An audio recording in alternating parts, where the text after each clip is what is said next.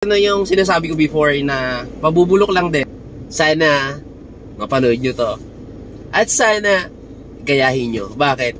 Napakadami nangangailangan nito. Promise. Ano yung sinasabi ko before na mabubulok lang din, pamigay nyo na. So, kakarenew ko lang ng aking driver's license non-professional.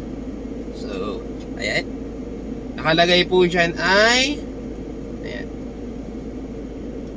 I donate any organ. Ayan. Ibig sabihin mga kapatid, pag ako nadisgrasya at mamamatay na ako, pwedeng pagbabaklasin yung lahat ng pwedeng pakinabangan sa katawan na to. Bakit? Kasi bigay na natin. May mga madudugtungan ng buhay, may mga magiging masaya. Masaya, di ba? Total, itong katawan na to mga kapatid, itong katawan natin, katawan lupa lang yan, mabubulok yan. Ngayon, kung mamatay ka lang din naman, I encourage everyone, bigay nyo na. Diba? Ganun lang yun, kasi mamatay din tayo. At least may part ng katawan mo na buhay pa. God bless everyone.